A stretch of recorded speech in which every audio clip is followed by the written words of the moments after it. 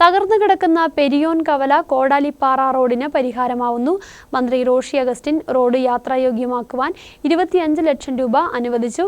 Road തകർന്നതോടെ school കുട്ടികളും ആദിവാസികളും വലിയ യാത്രാ ദുരിതമാണ് അനുഭവിക്കുന്നത്. ഫണ്ട് അനുവദിച്ചതോടെ ജനങ്ങളുടെ യാത്രാ ദുരിതത്തിന് പരിഹാരമാകുമെന്ന പ്രതീക്ഷയും കൈവന്നിരിക്കുകയാണ്.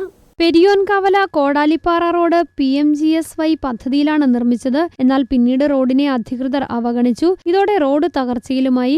മാറി മാറി വന്ന ജില്ലാ പഞ്ചായത്ത് അംഗങ്ങൾ റോഡിന്റെ ദുരവസ്ഥയ്ക്ക് പരിഹാരവും കണ്ടില്ല.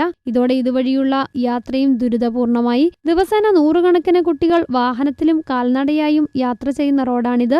എന്നിട്ടും റോഡിന്റെ ദുരവസ്ഥയ്ക്ക് പരിഹാരം കാണാൻ അധികൃതർ ശ്രമിച്ചില്ല. സയൻസ് സ്കൂളിലെത്തി മന്ത്രിക്ക് സ്കൂൾ മാനേജർ ഫാദർ ഇമ്മാനുവൽ കിഴക്കേത്തലയ്ക്ക നിവേദനം നൽകി. മന്ത്രി അപ്പോൾ തന്നെ 25 ലക്ഷം രൂപ ഫണ്ട് അനുവദിക്കുകയും ചെയ്തു.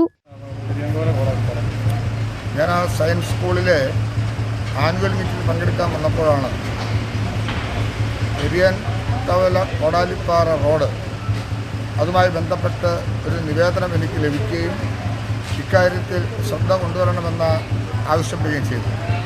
തീർച്ചയായിട്ടും അത് ഉൾക്കൊള്ളുന്നു. ആ റോഡ് മെയിൻ്റനൻസ് ചെയ്യേണ്ടത് ആവശ്യമാണ്. അതിന് 25 ലക്ഷം രൂപ ആ റോഡിൻ്റെ മെയിൻ്റനൻസ് വർക്കുകൾക്ക് വേണ്ടി അനുവദിച്ച് നൽകുമെന്ന് ഞാൻ ഈ മീറ്റിംഗിൽ വെച്ച് ഉറപ്പ് നൽകുകയുണ്ടായി.